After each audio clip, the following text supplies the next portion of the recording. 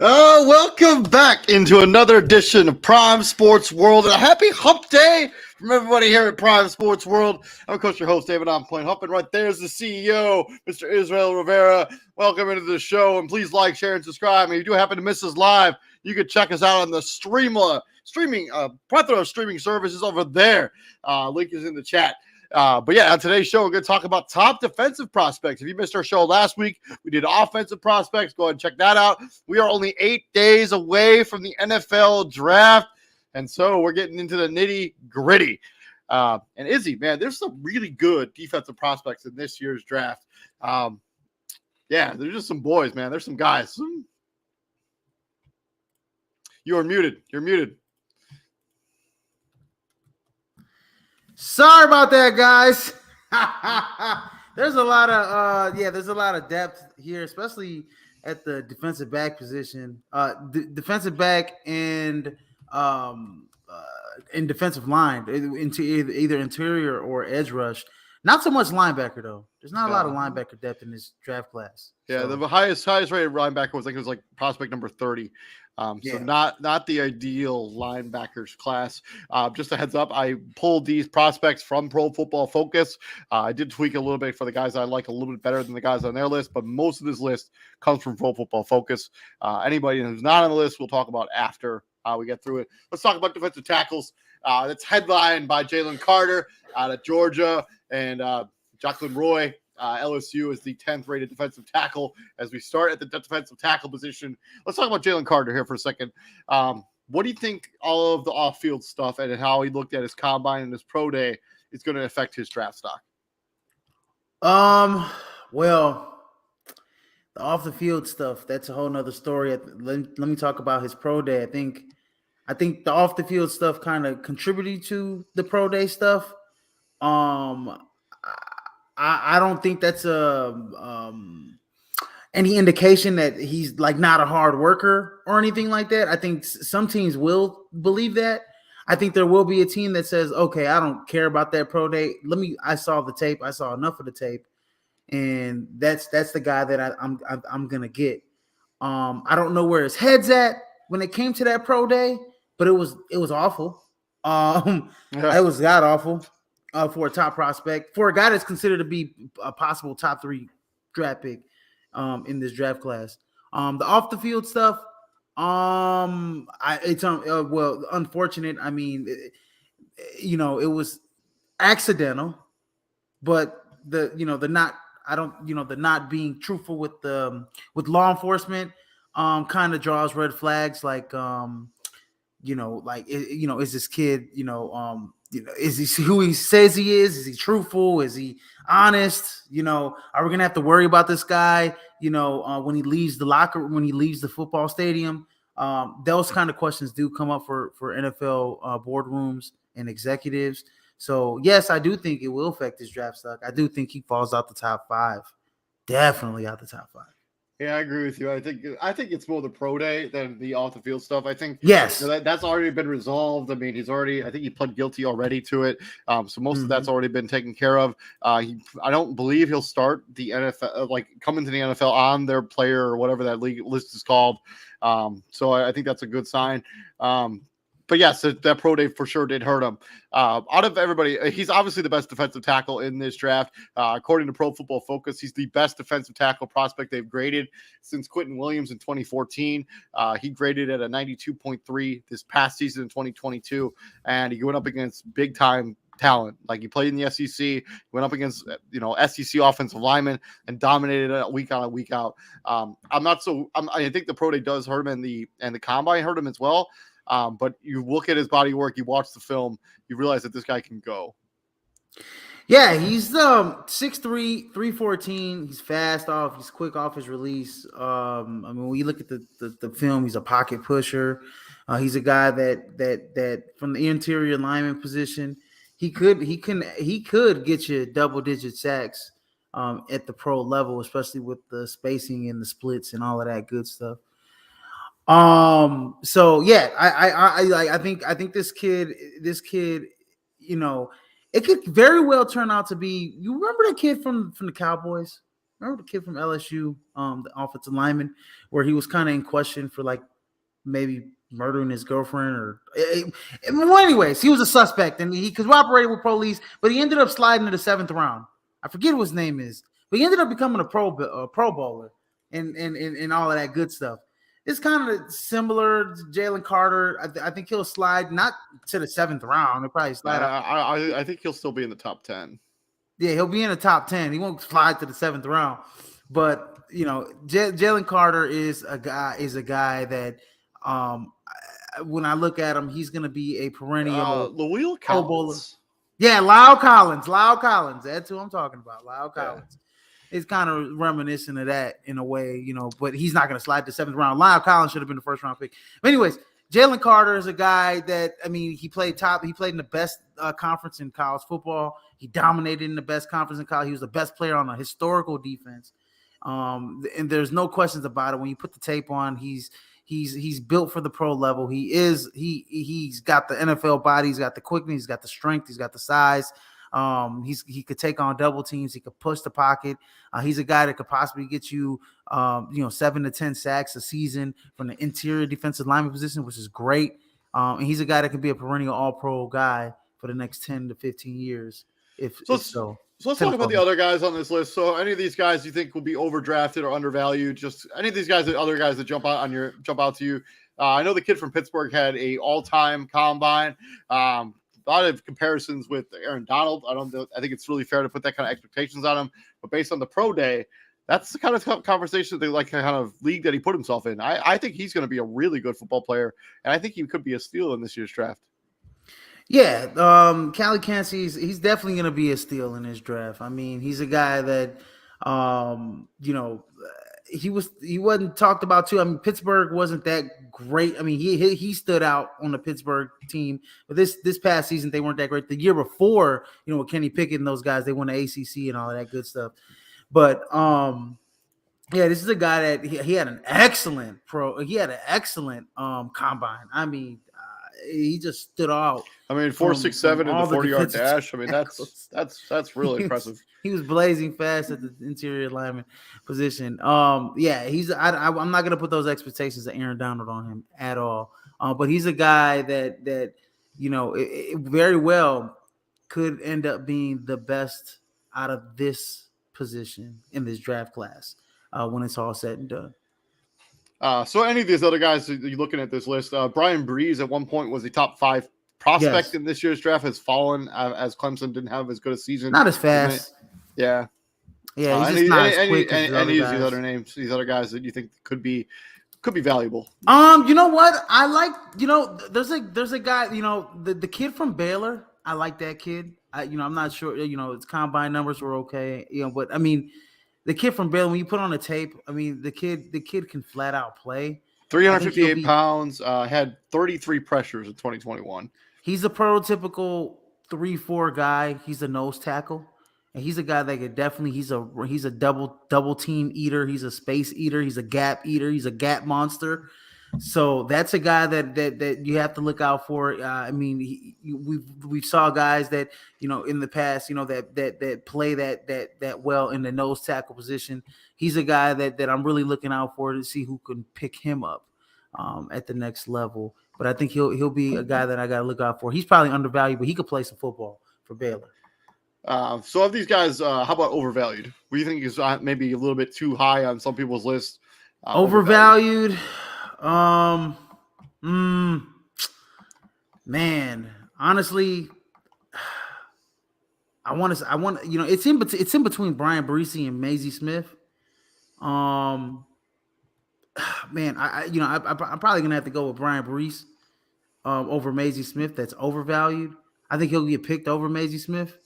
Yeah, 100%. Even though I know Brian Breesy's like a fringe first rounder, but at this point, before he used to be, a top 15 guy, but he's a guy that top 10 guy. Yeah, he's a guy that's definitely a little overvalued in my opinion. I mean, I wouldn't be surprised if he slipped to the second round just based off of like Clemson season this past season. I actually think I think Brian Breezy will be a first round pick at some point. I think getting that extra year, I mean, that frame, 6'5", 300 pounds, can't really teach that. Oh, he's big. He's massive. He's a huge human being. Like he's a very Yeah, large human being. He's a very large human being. Moving on from the tackle, let's talk about the edge rushers. Really deep edge rusher class here. We got a headline with Will Anderson. I can't pronounce that name, that kid from USC, so I'm not going to try.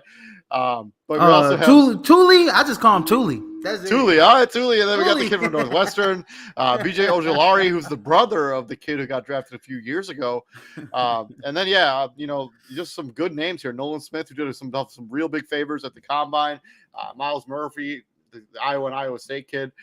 Just any of these names kind of jumping out at you as guys that you don't want to miss out on when it comes to edge rusher position. All of them. No, I'm just playing. Definitely a guy I don't want to miss on. Definitely a guy that I don't want to miss on is Tyree Wilson from Texas Tech. I don't want to miss out on that guy. That guy's got the potential to get 15 plus sacks from the get-go.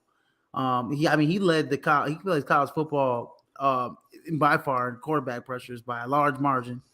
Obviously, Will Anderson's been talked about for the last 2 years. He's a no-brainer. That guy, I think that guy's going to become like a generational type talent. Who, Tyree? Will Anderson? Will Anderson. Yeah, Will Anderson. Yeah, he's a guy that would be a generational type of guy. Tyree Wilson's a guy that very interesting prospect. I don't want to miss out on that guy. And then later, second round kind of guy, I don't want to miss out on the kid from Northwestern. I mean, his combine numbers were just absurd, absolutely insane. And I don't want to miss out on a guy like that if I have a chance to get him in the second round, because I know he'll go in the second round. He won't be in the first round. He'll go in the second round. I think there is. I think he could end up sneaking into the first round. You have a team like Kansas City kind of falls in love with him, and because they just lost Frank Clark. I think there could be a scenario where he ends up in the first round. Yeah, there could be. There's a team that would fall in love with all his damn combine numbers. Yeah. When it comes to Northwestern season last year, they didn't win a lot of football games. And when I look at the tape, I know sometimes I know he had a great combine, but sometimes when I look at the tape, his motor isn't there all the way. But that could be taught at the next level. I think a lot of teams in general just fall in love with this combine number. Yeah, they fall in love with the combine numbers, and they kind of don't watch the rest of his tape because you watch it. Yeah, he wasn't dominant, he wasn't as dominant as you think your combine numbers would justify, right? Yeah, no, absolutely. And I mean, if he gets picked in the first round, like in the top 20, that's reaching for him, in my opinion. I don't think he'll get taken there. No, he won't. But that's reaching though. So maybe one of these guys that are maybe a little bit undervalued. Somebody who think is going to be drafted. He's going to overperform wherever they get drafted on the list here. Oh, the guy you just mentioned that you get Tuli Puluat. You know what? We run the college football show every week, me and Christian, and we still can't get his name right. Me and Christian just started calling him Tuli after a while. We just like, hey, Tuli from USC. Tuli from USC led the nation in sacks at 13.5 this past season.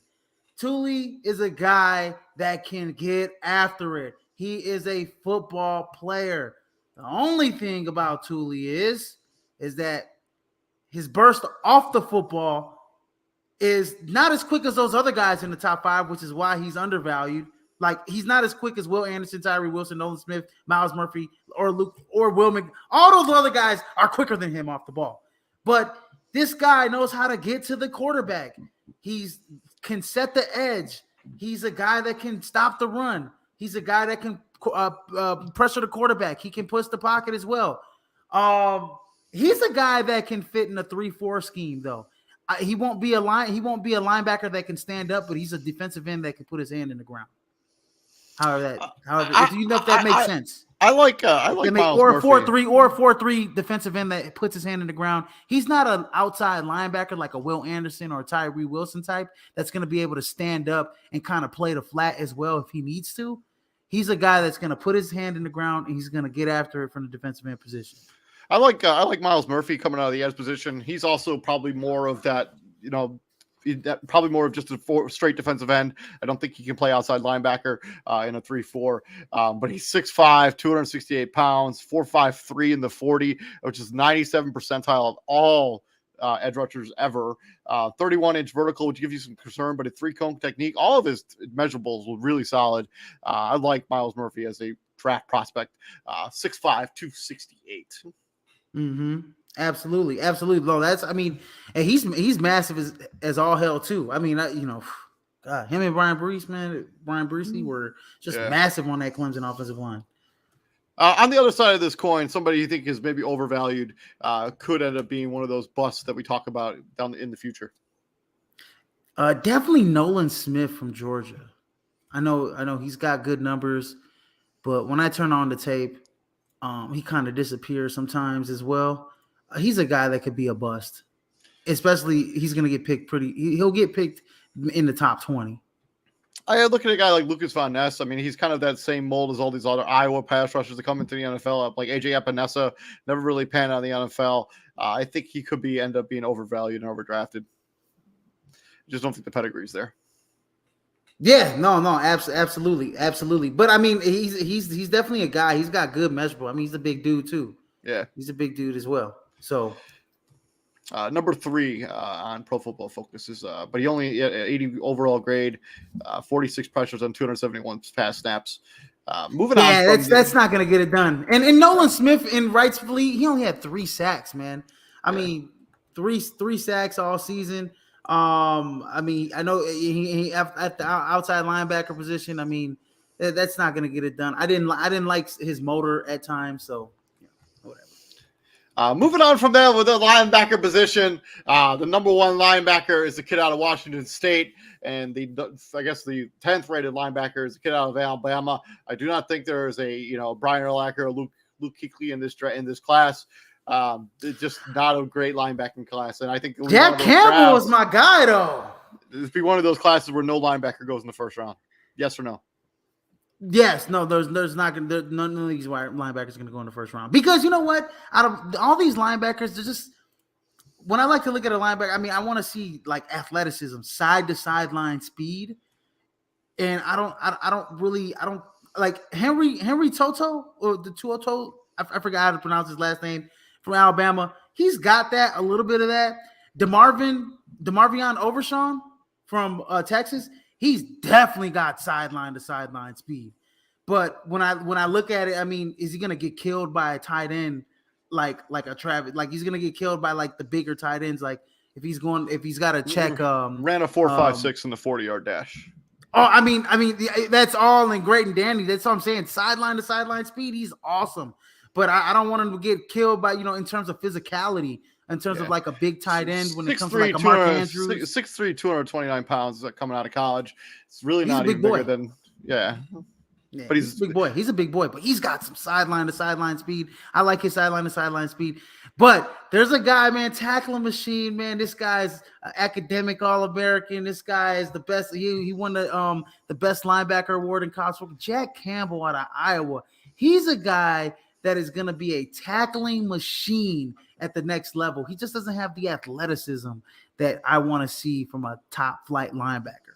Yeah, 4.65 in the 40, but he's 6'5", 249 pounds. Like, he ends up probably being a middle linebacker, somebody you could have in your roster for 10 years. Yeah, and he definitely doesn't have the great sideline to sideline speed. Like, if he goes against one of those, like if he's in open field against anybody, any scat linebacker, he's gonna get left in the dust. So he's got to work on that speed a little bit. But I mean, speed is hard to teach. I mean, you either got it. Yeah, it's hard. It's hard to teach. I mean, you either you got it or you don't, man. That's it. So, any of these names other than Jack Campbell kind of jump out you as guys that you think will be are undervalued? Undervalued. You know what? I always like those Wisconsin linebackers. Nick Herbig's a guy that I like. I mean, he had some good production there at Wisconsin. He's a guy that's undervalued. I could see him playing some good football there. I mean, in the last couple of years, we've seen Wisconsin linebackers have some success at the next level. So yeah, Nick Herbig's a guy that I think is undervalued in this draft class at the linebacker position. On the other side of the coin, how about the guys that, maybe will be overdrafted and could end up being a bust? Well, I don't think any of these guys are going to get overdrafted. Yeah, the highest rated guy is the kid from Washington State, Henley, at 38 on the big board here at Pro Football Focus. And then the kid from Alabama, Henry Toto, I think that's how it's pronounced. Tutu. I call him Tutu. I don't, Toto. 168 for his ranking in the top 10. Noah Sewell is 145. He's only 20 years old. That's now that's key right there. He's 20. He's young. Kid can't even drink yet. Well, I'm pretty sure he has had a drink, but he can't drink legally yet. But I mean, for a kid that young, to come in, he's a top 10 linebacker in the draft class. There's a lot to work with there. Yeah, I mean, if I had to say, it'd probably be the number one guy. I mean, you don't want to reach on any of these linebackers. You kind of want to draft them where they're going to fall, right? You draft the kid from Washington State, Henley, who's a nice player, great player, got great sideline to sideline speed. He can cover tight ends, fast tight ends. He can tackle in the open field as well. He can cover out in the flat. But he doesn't stand out to me like some of the other linebackers. He's also an older prospect. I mean, he's going to be 24. He's going to be 24 by next year. By the time the season's at the halfway point, he's going to be 24 years old. He did run a 4.54 in the combine, which is pretty blazing fast. 6'2", at 24 pounds. At 24 years old, David, we're saying that this kid only really has 8 good years in the NFL. Yeah, pretty much. I mean, depending on how it goes. I mean, linebackers become like a running back of the defense. Yeah, 4 years. 4 years. The shelf life is 4 years. Yep, pretty much on average. From linebackers, let's talk about those cornerbacks. We got a good list here. The top 5 guys are probably going to go in the first round. Started off with Christian Gonzalez, Tre'Davious Hodgins-Tomlinson. Is he related to LT?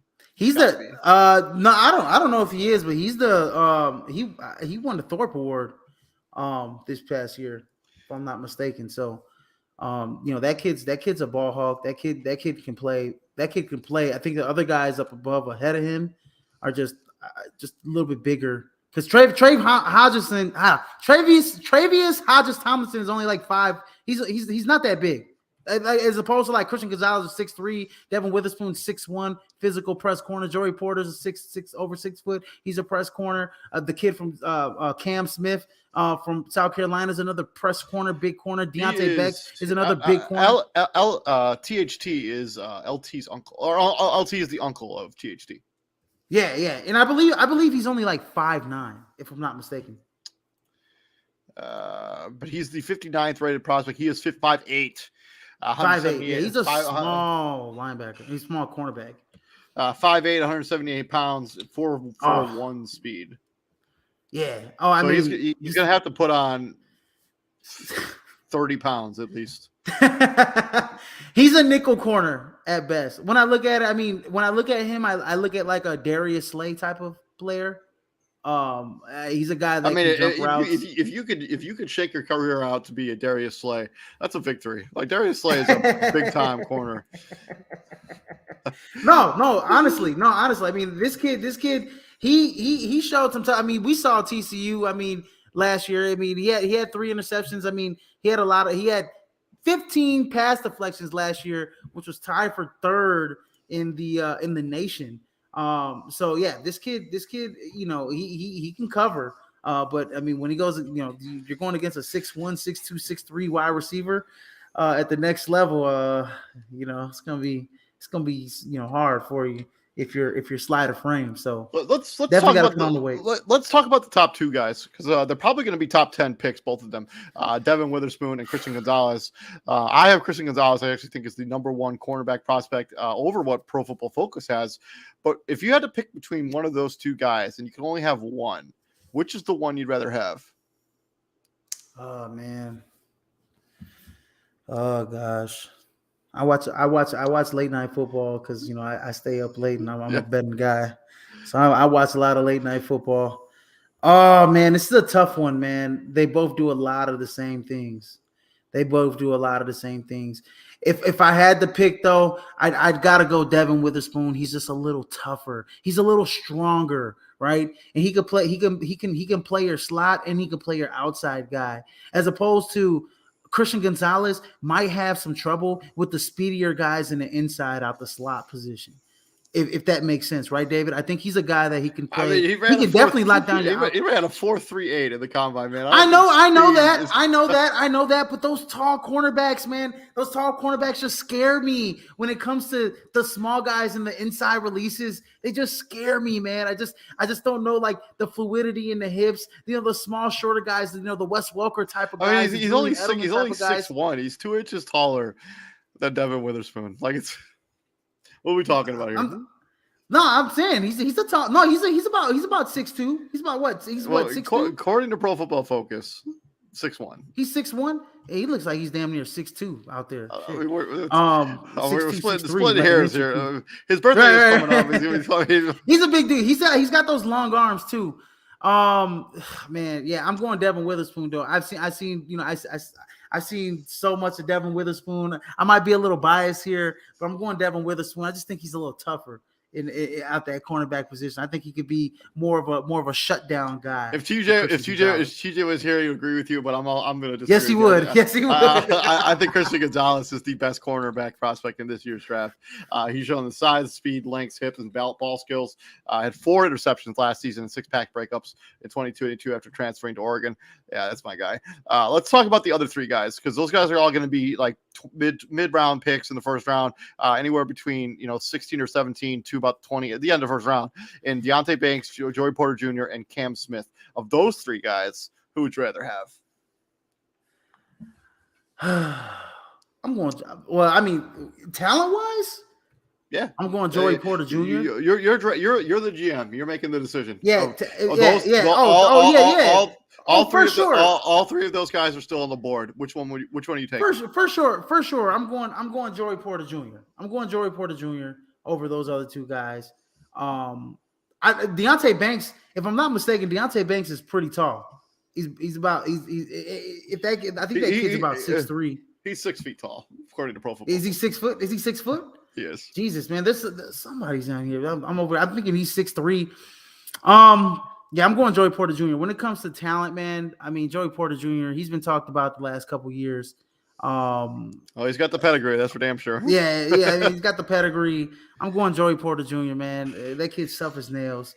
But you know what? I wouldn't be surprised, man. Cam Smith ends up being better than both of those guys. So that's just me, but I'm going Joey Porter Jr. though. I'll agree with you. I'm taking Joey Porter Jr. Let's real quick before we move over to safeties.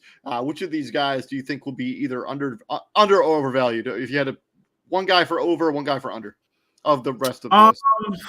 Man, overvalued.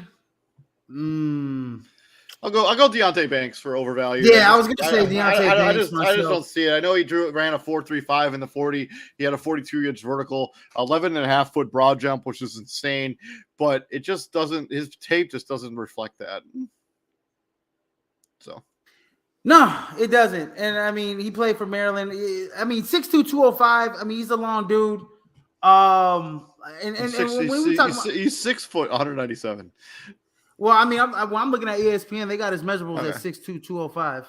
That's probably those measurables, David. Those are without shoes. I bet those are without shoes, not cleats. I bet it's somewhere in between there. Cleats raise you up about 2 inches. Just letting you know that, right? So they probably raising him. They say he's 6'2", he's 6'3". Those other guys putting him without shoes. They saying he's 6 foot, whatever and a half. The kid said the tape, the shit says he's 6'2", 205. I'm gonna go with that.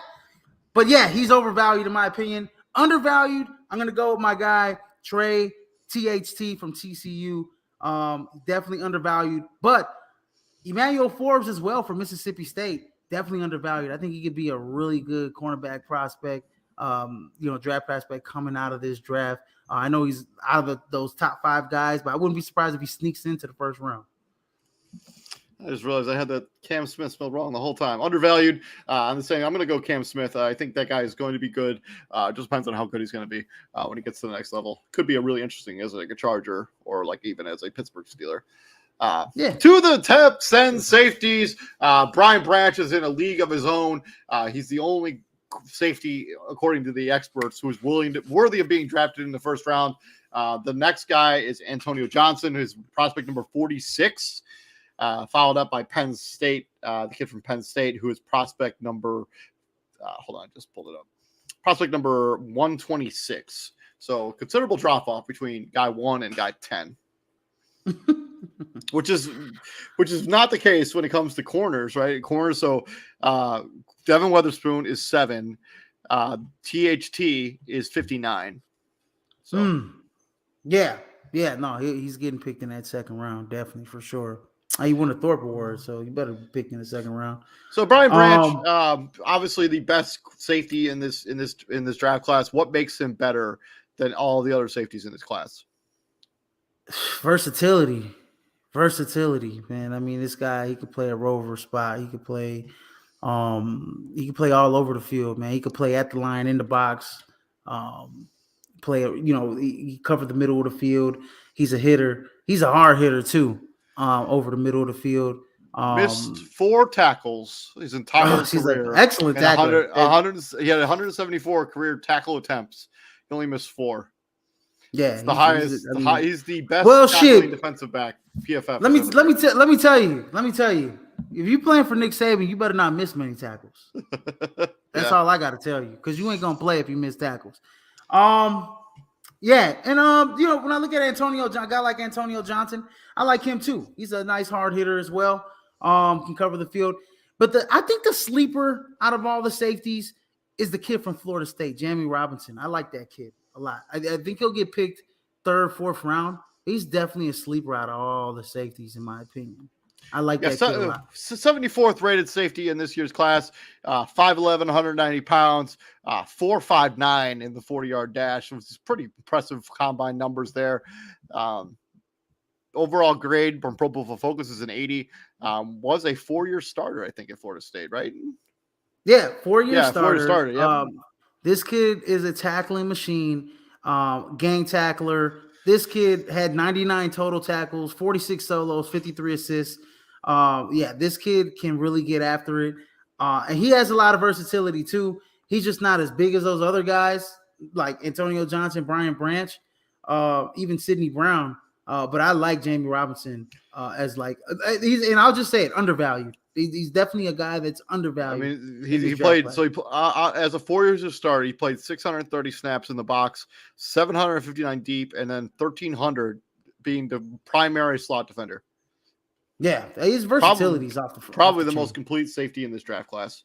Yeah, his versatility is off the chain.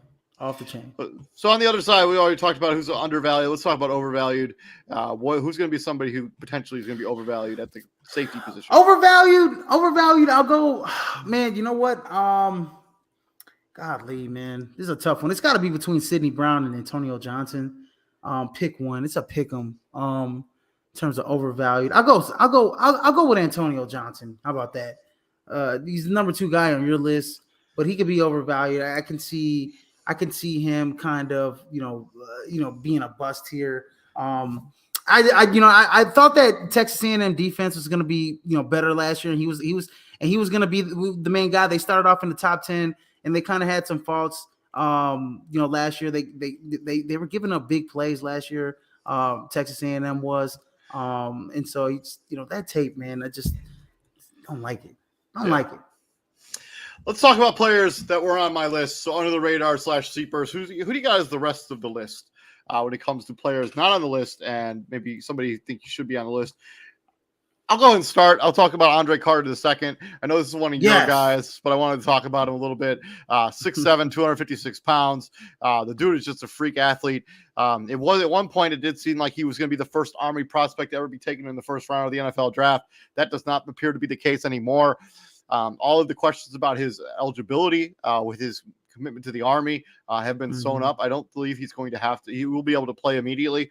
Andre Carter the second is a guy who is going to be a good football player. At least he'll play hard based on the Army pedigree.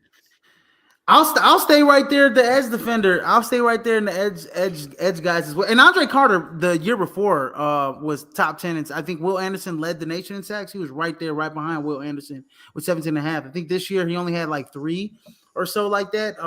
Godly, fact check me on that one.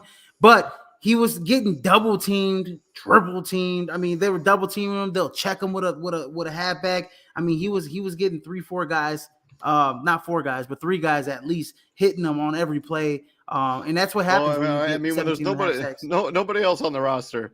That's kind of the way it goes. Exactly. I'm gonna stay with my guy from Notre Dame though. Isaiah Foskey is a guy that should be higher. He should have been on that damn list. He should be on the damn edge rusher list. What's going on? This guy was a first round draft pick prospect last year. Sportingnews.com has him at 5.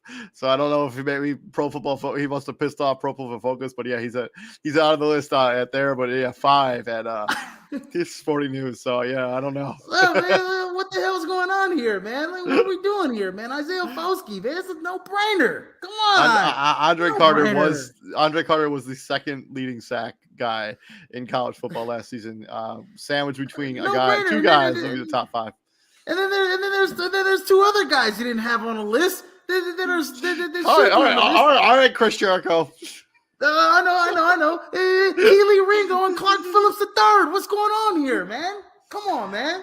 I'm taking this from Pro Football Focus. You can't. No, I got you. This Keely Ringo. So if it's for the guys that are watching the show and they're like, oh my God, these 2 names weren't on that list, on the cornerback, defensive back list. Keely Ringo definitely should be on that top 10 list that David had. He's gonna be a first. He's gonna be a first round pick probably. Yes, Keely Ringo should be on that first round pick, and Clark Phillips III definitely should be on that damn list as well. Ran 4.51. You just made the list. Yes. he had 6 interceptions. He had 6 interceptions last year. And he was amazing last year for Utah, back-to-back Pac-12 champions there. So Clark Phillips III is definitely another guy that's an under the radar sleeper guy. Shouldn't be a sleeper because he should probably get picked in the first round too. It'll probably be a second rounder. Yeah, we'll see. But yeah, that's been our top defensive prospects in the NFL draft. Thank you very much for checking it out. Please like, share, and subscribe to the podcast. If you do happen to miss us live, we also have a plethora of streaming platforms you can watch us. The link is in the chat. I'm David Huppin. Right there is the CEO, Mr. Israel Rivera. And Izzy, what do we do here at the Prime, my friend? David, you noticed I had a pen at the beginning of the show. We bring the heat, let's go. Don't miss tomorrow's content. We're going to be doing the crossover. We're talking about these NBA playoff series, as every series will be at the second game by the time we go on the air tomorrow. Keep an eye out for that content. You guys all have a good night and stay safe. Peace out, brother. Peace out, guys.